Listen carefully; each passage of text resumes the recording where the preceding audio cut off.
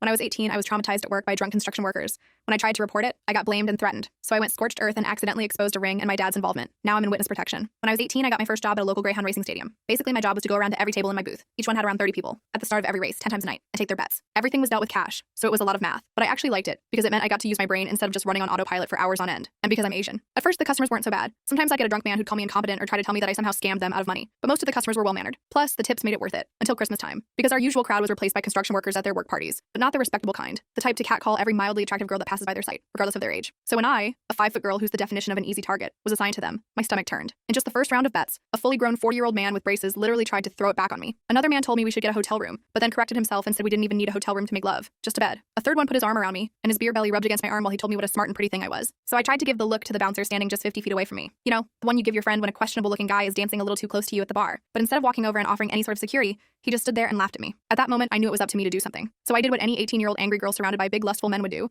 I kept taking their bets and acted like everything was fine. But inside me, a storm was brewing. So as soon as my shift ended, I went to my supervisor. She was the daughter of my boss and 25, so I thought she would get it. I don't know what I was hoping for. Maybe a better bouncer, financial compensation, or even just a hug. But I didn't get any of that. Instead, she told me that she had been working there for 5 years, and in that time she's never seen or heard about any girl getting harassed. That I was clearly making things up. That if I said anything like that again, I would be fired. But back then, I didn't even know how to stand up for myself. I was just a girl who wanted to be good at her job. So instead of getting mad, I felt tears sting my eyes. And as soon as my dad came to pick me up, I started ranting. Hard. I wanted him to say something. Anything that acknowledged how crazy everything was. But instead, he just asked me what I had done to make the customer say that. And when I didn't respond, he called me a SLT. Well, now I was crying. And if you think I was overreacting, then you simply don't know what it feels like to be financially self-reliant, physically defenseless, and harassed by a group of men 2 times your age and size. The only one who said anything was my 16th sister. It wasn't anything crazy, just a, wait, that sounds horrible OP. It sounds small, but in that moment, it meant everything. Honestly, I felt like I was living in some alternate reality where I was the crazy one for thinking guys shouldn't be allowed to grope teenagers at their workplace. That night, I couldn't sleep. I spent hours online researching workers' rights and harassment laws, thinking there must be some protection for people in my situation. Turned out betting tracks exist in this weird legal gray area with minimal oversight. The more I read, the angrier I got. By morning, my eyes were puffy from crying, but I'd made a decision. If the system wouldn't give me justice, I'd create my own. I talked to Wendy more about it since she was the only one in my corner. I told her I wanted revenge but was scared of losing my job. I needed that money for books and stuff my scholarships didn't cover. We brainstormed ways I could fight back without it being obvious it was me. Wendy's smart as hell and suggested I start collecting evidence. I thought about filing an anonymous complaint with upper management, but after Stacy's reaction, I knew that would go nowhere. So I decided to start recording everything. The next day at work,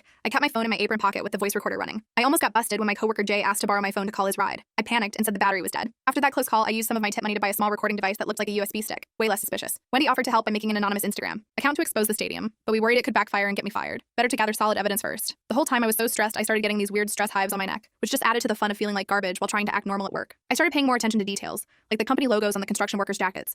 They all worked for Bailey Construction. I looked them up online and found out the owner was James Bailey, who apparently played golf every Sunday with my boss. Great. I needed to be even more careful. I tried talking to my coworker Phoebe about what was happening. She just shrugged and said she'd been dealing with the same shit for 3 years. It's just part of the job, she said. That made me even more determined to do something. This shouldn't be just part of the job for anyone. Phoebe was around 22 and already so beaten down by the system that she considered harassment normal, which honestly broke my heart a little. Wendy helped me create a calendar tracking when the construction crews were scheduled to come in. They had weekly events planned through January for different teams and departments. This wasn't going to be a quick fix. I needed to prepare for a long campaign. At first, I tried researching Bailey Construction's clients, thinking I could maybe contact them about the company's behavior. It got complicated fast with parent companies and subsidiaries and contractors. Wendy suggested we focus first on identifying the specific guys who were the worst offenders. I started taking clear photos of them, pretending to be texting when I was actually snapping pics. One guy noticed and got in my face about it. I quickly lied and said I was documenting bets for tax purposes. He seemed suspicious but dropped it. I was sweating so bad I thought he could hear my heart pounding, but somehow I kept my cool. Through some eavesdropping, I discovered that DT was actually Dan Thompson, the site supervisor at Bailey's biggest project downtown. I also found out he had a reputation for retaliating against anyone who complained about him. Previous waitresses had been fired after incidents with him. This made me more cautious but also more determined to build a solid case. I dug deeper and found that Bailey Construction had settled at least 2 harassment claims in the past 3 years. The terms were confidential, but the fact they settled instead of fighting suggested there was merit to the claims. I created a fake email account and reached out to former employees, hoping someone would talk to me. Through social media and some careful questioning of other staff, I identified several women who'd quit shortly after working with the construction crews. Most were reluctant to talk, but a few shared their stories privately. I created an anonymous chat group where we could share experiences, and within a week, 15 women had joined. Some had stories way worse than mine. It was like lifting a rock and finding this whole disgusting ecosystem underneath that everyone just pretended wasn't there. We were building momentum until Stacy called me into her office. Someone had tipped her off about the group. She warned me about causing trouble and said it would be a shame if I lost my job right before tuition payments were due. I considered quitting right then, but I literally couldn't afford to. Instead, I decided to double down while appearing to back off. When I went back to work that weekend, the construction crew was even worse than before. DT made a point of saying things like, some girls know how to take a compliment and some need to be taught a lesson. They were more handsy, more explicit, and seemed to be targeting me specifically. I suspected Stacy had said something to them about my complaints. I kept my recording device running, capturing everything. Halfway through my shift, the memory filled up. I hadn't expected them to be so non-stop disgusting. I texted Wendy our emergency code. Aunt Flo came to visit early. 20 minutes later, Wendy showed up with my forgotten lunch. Security seemed suspicious and actually searched her bag, but she'd hidden the fresh recording device inside a sandwich. She created a distraction by accidentally knocking over a display of racing programs, and I grabbed the sandwich while everyone was helping pick up papers. Wendy was such a natural at this undercover stuff that I half-jokingly called called her Agent W when she left. The new device captured Brooks bragging to his friends that we do this at every venue, and that management knows to assign the hot young ones to our section. By the end of my shift, my phone had died, so I had to wait anxiously until I got home to back up the recordings. I was starting to see a pattern in how they selected which betting attendants worked with the construction crews. They were all young women, mostly petite, often those who seemed shy or unlikely to push back. When I mentioned this to my manager, he just shrugged and said it was customer preference. So I started tracking the assignments across different race nights, noting who got placed where. I created this whole spreadsheet color-coded by age, appearance, and whether the girl had ever complained before. The pattern was so obvious it made me sick. After some digging on Instagram, I found photos of previous betting girls who'd quit suddenly. Several looked really young, possibly under 18. I started wondering if there were child labor violations happening too. One former employee, who went by the username Scroller98, agreed to meet me at a coffee shop. She showed up in sunglasses and a hat, clearly nervous. She barely sat down before telling me she couldn't really help, because DT had connections with local police officers who work security at the track. You can't win against these guys, she said, then left. That's when I realized I needed to aim higher than local authorities. Through some careful conversations, I discovered that Stacy, my supervisor, had dated DT briefly the previous year, but ended things abruptly. She always seemed uncomfortable when he was around. I approached her carefully, mentioning specific incidents I'd witnessed, not my own experiences. To my surprise, she broke down. You don't understand how this place works, she said. My dad makes a fortune from those construction contracts, and part of the deal is providing entertainment in the form of young betting attendants. I tried to change things when I took over scheduling, but he overruled me. I was shocked. This wasn't just random harassment. It was a systematic practice the stadium profited from. I actually felt a little bad for Stacy, realizing she was trapped in this toxic situation too, but I couldn't let that distract me from the bigger picture. I convinced Phoebe to share her experiences on record. Her testimony was even more disturbing. She revealed that some of the girls were definitely underage with fake IDs, and the bouncers knew it. She described instances where girls were pressured to go to private parties after work. We were potentially dealing with sex trafficking, not just harassment. I wanted to go straight to state authorities, but Wendy reminded me we needed absolutely solid evidence that couldn't be dismissed. We planned a sting operation during the championship races, the biggest event of the season when all the construction crews would be present. I coordinated with my online support group, and we planned for everyone to work that night wearing hidden cameras. Several backed out at the last minute, afraid of losing their jobs or worse. In the end, only me and 3 others agreed to go through with it. I spent the morning of the sting throwing up from nerves, which my mom assumed was just a stomach bug, if she only knew. The night of the sting, I was assigned to DT's section again. My recording device malfunctioned almost immediately. The battery indicator had been wrong. I had to rely on the other girls to capture evidence. One of them, Linda, managed to record DT paying off the bouncer to ignore complaints and encourage certain girls to attend after parties. But while she was recording, the bouncer noticed her acting suspicious. I created a distraction by accidentally spilling a tray of drinks all over DT. He was furious, but it gave Linda time to slip away. DT grabbed my arm hard enough to leave bruises, saying he knew what I was up to and I'd regret it. Phoebe stepped in, claiming she needed my help with a customer, while secretly recording the entire confrontation on her phone. My heart was racing so fast I thought I might pass out, but somehow I kept it together until the end of my shift. The bruises on my arm formed this perfect fingerprint pattern that I photographed as soon as I got to the bathroom. When my dad picked me up that night, I was shaking. Instead of asking why, he immediately criticized how I looked. You're a mess. You can't show up to work like that and expect people to respect you. I finally snapped and played him one of the recordings of what I dealt with daily. He was quiet for a moment, then said, "What were you doing to attract that kind of attention? Those are just guys being guys. You put yourself in that situation." I realized then that my father's toxicity went way deeper than I thought. The ride home was completely silent. I stared out the window just counting streetlights to keep from screaming or crying. At home, I tried appealing to my mom for support. Her response floored me. "That track has always had that reputation. I told your father not to let you work there." She knew and had said nothing. My own mother had let me walk into that situation without warning me. Wendy tried standing up for me, telling our parents they were being horrible. Dad grounded her for disrespect and took her phone. We started communicating through notes hidden in her school textbooks that our parents never checked.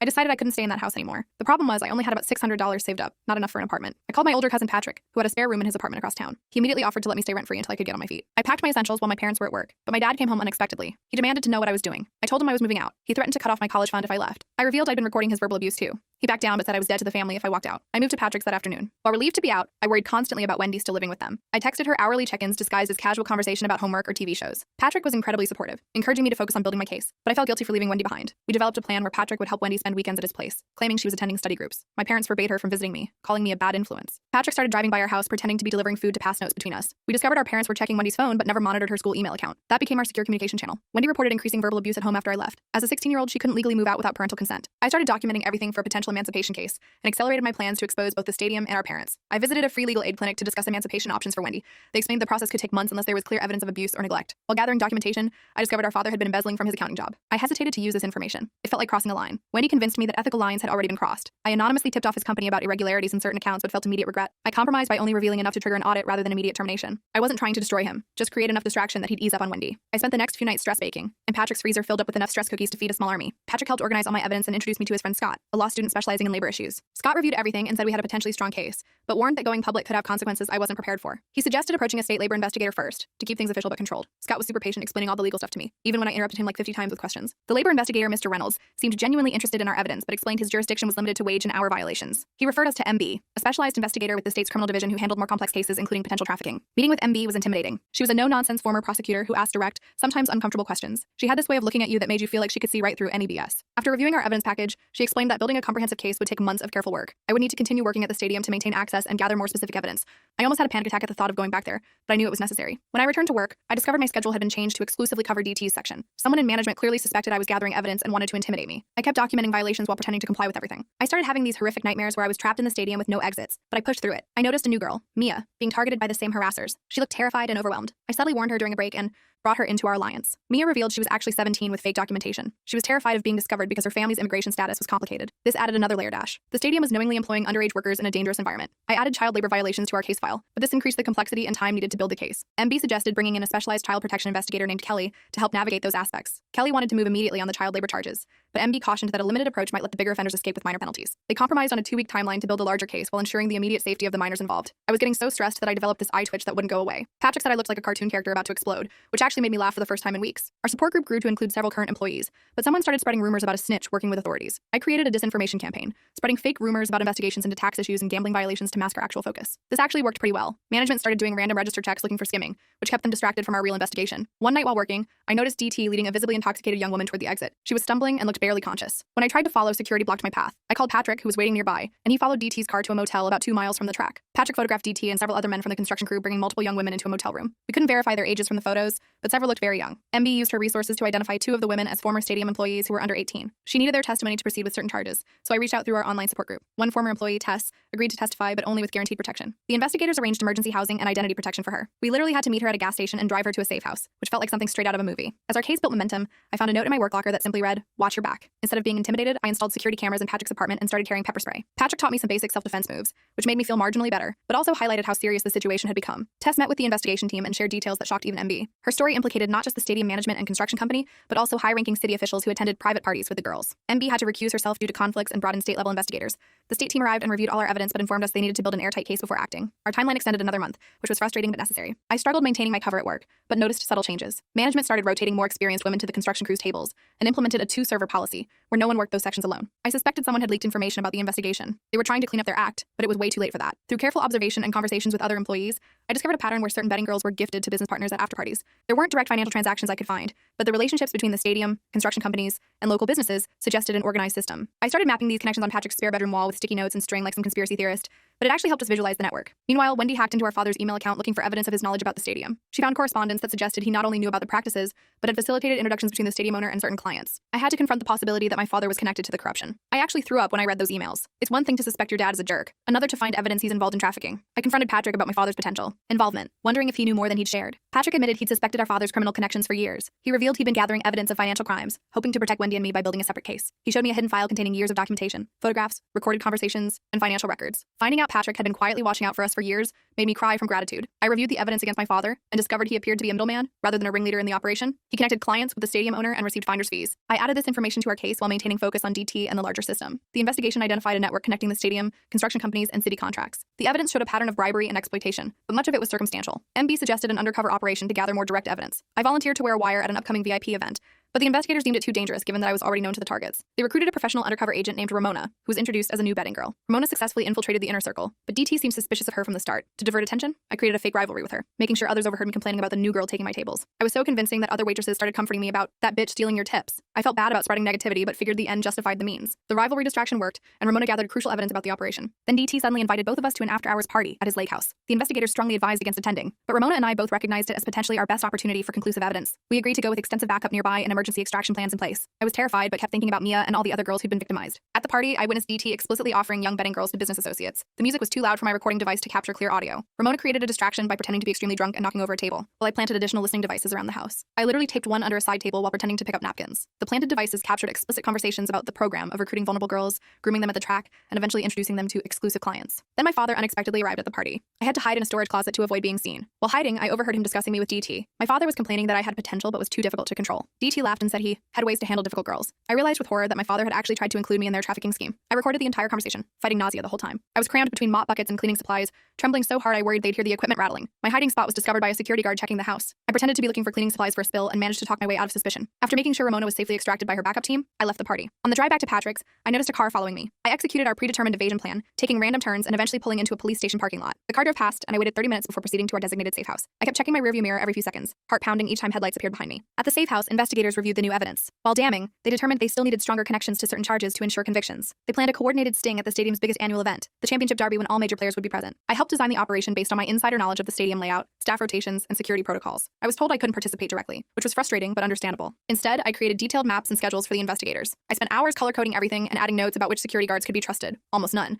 and which ones were definitely in on the scheme. The night before the sting, I discovered through Wendy, who was still monitoring our father's emails, that he had warned DT about increased police activity around the stadium. I couldn't reach the investigation team in time to update their plans. I improvised by anonymously calling in a false tip about drug dealing in the parking lot to ensure police presence would seem normal. I felt guilty about giving the police a fake tip, but figured it was a justified means to an end in this situation. The sting operation began with undercover officers in place throughout the stadium. DT appeared unusually cautious, holding meetings in open areas and speaking vaguely. I texted Phoebe, who was working that night, and suggested she accidentally spilled drinks on DT's paperwork. This forced him to use the backup room where cameras had already been planted. The diversion worked perfectly, but DT spoke in coded language about merchandise and deliveries. The investigators struggled to gather explicit evidence that would hold up in court. From the surveillance van where I was monitoring the operation, I grew frustrated with the lack of progress. I suggested sending in Ramona with specific questions designed to elicit incriminating responses about the ages of the girls and the services expected. Ramona successfully got DT talking about processing new girls and training procedures, but a stadium manager interrupted before he made explicitly incriminating statements. The operation wasn't going as smoothly as those police procedurals on TV.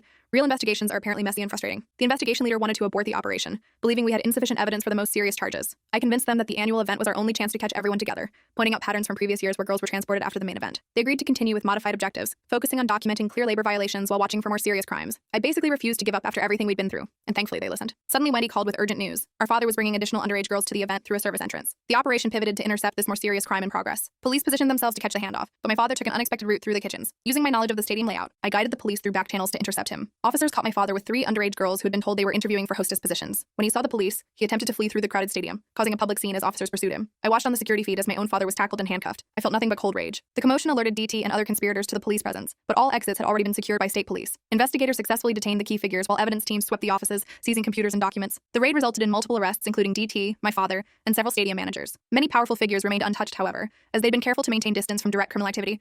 I provided additional evidence connecting these higher-level officials to the operation through financial records and recorded conversations. The investigators used my information to expand their case, but the suspects hired expensive attorneys who immediately began fighting the charges. I wasn't surprised that the rich guys could afford better lawyers. That's how the system works, right? The prosecution team requested my direct testimony for the preliminary hearings and eventual trial. I agreed to testify publicly, despite the risks. Almost immediately, I began receiving threatening messages through various channels. The prosecutors arranged for me to enter a temporary witness protection program until the trial concluded. I had to change my phone number, move to a new apartment, and basically disappear from social media. It was like erasing my entire existence, which was both terrifying and oddly freeing. The preliminary hearings began with my testimony about what I'd witnessed and experienced. The defense attorneys brutally attacked my character, suggesting I was seeking revenge for being fired, a lie, or trying to extort money through false accusations. MB helped me prepare psychologically for the cross-examination, teaching me to stay calm and stick to factual statements. I maintained my composure during questioning, even when they tried to provoke emotional responses. The defense lawyer kept trying to make me lose my temper, asking the same questions over and over in slightly different ways, but I just kept answering calmly and factually. When the defense presented edited recordings of my conversations that distorted their meaning, I countered by revealing my complete unedited archives that provided full context. The case gained significant media attention, with reporters digging into my personal life and background. Rather than let them control the narrative, I decided to publicly tell my complete story through a carefully selected journalist known for covering human trafficking cases ethically. My interview created public outrage and support for the prosecution, but also led to my mother publicly defending my father. She claimed I was mentally unstable and seeking attention. This betrayal pushed Wendy to formally petition for emancipation with my support. Having my mother go on local news to call me a liar was a new low. I stopped watching TV altogether after that. The family court reviewed Wendy's case thoroughly. Our mother fought to maintain custody, claiming she was an innocent victim of our father's crimes. I submitted recordings of our mother's enabling behavior, including her admission that she knew about the stadium's reputation before I worked there. The judge granted Wendy temporary independence, but required ongoing supervision given her age. Patrick became Wendy's legal guardian while the criminal case proceeded. Watching Wendy pack her things to leave was bittersweet. I was happy she was getting out, but sad that our family had imploded so completely. Prosecutors offered plea deals to minor players in exchange for testimony against DT and the other ringleaders. Several key witnesses mysteriously withdrew their statements just before they were scheduled to testify. I helped investigators identify who might be threatening witnesses based on relationships and connections I'd observed at the stadium. Some of the witnesses were clearly terrified, and I couldn't really blame them. I felt guilty that I had the protection of the program while they were still vulnerable. The trial date approached with strong evidence against most defendants. DT's defense team filed motions to suppress key recordings claiming they were obtained illegally. Scott and I researched legal precedents to support the admissibility of evidence gathered by employees documenting their own workplace experiences. The judge allowed most evidence but excluded some of my early recordings that might have violated specific state wiretapping laws. The prosecution adjusted their strategy to focus on the testimony of multiple victims, showing a pattern of behavior rather than isolated incidents. I testified for 3 grueling days, maintaining my composure even when facing my father across the courtroom. The defense tried repeatedly to shake my credibility, but the consistency of my testimony held up against aggressive questioning. Every time I looked at my father, he would stare back with this mixture of hatred and something else, maybe disappointment that his own daughter had ruined his operation. After 4 days of deliberation, the jury returned with guilty verdicts on most counts. DT, my father, and 3 others received significant prison sentences for charges ranging from labor violations to human trafficking. Several others received lesser sentences for their roles as enablers and facilitators. I sat perfectly still as the verdicts were read, afraid I might break down if I moved even an inch. While I felt vindicated by the verdicts, I learned that some powerful figures had negotiated immunity in exchange for information. This led me to work with advocacy groups to push for legislative reforms that would close loopholes and strengthen protections for vulnerable workers. With the trial concluded, I tried returning to normal life but experienced PTSD symptoms, panic attacks in crowded places, nightmares, and hypervigilance. I began therapy with a counselor specializing in trauma recovery, who helped me develop coping strategies. The first time I tried going to a mall after everything, I had a full panic attack in the food court and had to leave. Recovery wasn't linear. Some days were fine, others were impossible. I received a modest settlement from the stadium but had to sign a non-disclosure agreement about specific details of the case. I used the money to pay for college while finding ways to still advocate within the legal boundaries of the agreement. I became an expert at talking about hypothetical situations and similar cases elsewhere as a way to raise awareness without violating the NDA. Wendy struggled academically after the ordeal, her grades dropping as she processed the trauma of family betrayal. I created a supportive study environment at Patrick's apartment where we'd have scheduled homework sessions and reward systems. Gradually, Eventually, both of us rebuilt our academic confidence and performance. We developed this ritual where we'd watch terrible B movies after finishing major assignments. The worse the movie, the better. I attempted reconnecting with our mother several times, but each conversation involved her blaming me for destroying the family and defending my father's actions. I established firm boundaries while leaving the door open for future reconciliation, if she ever truly acknowledged the harm done. I think she wanted to believe my father was innocent, because accepting the truth meant accepting her own complicity in enabling him for decades. We received an unexpected letter from our father in prison about 6 months after the trial. Rather than apologizing, it contained justifications for his actions and blame toward me for misunderstanding his intentions. Wendy and I decided to focus on our future, rather than hoping for his redemption. We burned the letter in Patrick's backyard fire pit in a mini ceremony to symbolically move on. I applied for a scholarship program specifically for survivors of exploitation and trafficking. The application required detailing my trauma and recovery journey. Though difficult to write, I transformed my experience into powerful advocacy essays that emphasized resilience and determination. I received the scholarship and started college full-time. Despite academic success, I felt isolated among peers who couldn't relate to my experiences. Their concerns about dating drama and party invitations seemed trivial compared to court cases and witness protection. For them, a bad day was a pop quiz or getting ghosted by a Tinder match. For me, it was getting new threatening notes or having flashbacks during class. I created a campus support group for survivors of exploitation, providing a space where people with similar experiences could connect. The group grew quickly, attracting not just students but community members. I struggled balancing leadership responsibilities with my studies, especially as the group attracted media attention. I trained other members to share responsibilities, creating a sustainable structure that didn't depend solely on me. We developed a rotation system for leading meetings and speaking at events so no one person carried the whole burden. I got invited to speak at a legislative hearing on labor reform, focusing on protections for young workers. Public speaking triggered my anxiety, especially knowing the testimony would be public record. Wendy helped me prepare through repeated practice sessions until I could deliver my message clearly despite the anxiety. My testimony influenced new protective legislation requiring better oversight of businesses with predominantly young employees. Implementation faced industry pushback, with many businesses claiming the regulations were burdensome. I partnered with legal advocates to monitor compliance and document continued violations. I developed a knack for translating legalese into plain English, which helped convince ordinary people why these protections mattered. Wendy decided she wanted to become a lawyer specializing in cases like ours. She worried about affording law school, so I helped her apply for early college programs with scholarships and mentored her through the process. She's way smarter than I ever was, and watching her find her purpose through all this trauma has been one of the few silver linings. Our mother eventually reached out claiming she changed after therapy and divorce. While her behavior showed limited growth, she stopped actively defending our father. She still minimized her role in enabling the abuse. We maintained emotional distance while acknowledging her small improvements. Baby steps, I guess. I started dating someone who initially seemed supportive of my advocacy work. As things got more serious, he became uncomfortable with how much of my life was devoted to fighting exploitation. He wanted me to move on and focus on normal couple things. I recognized I needed a partner who fully understood my mission and the importance of the work.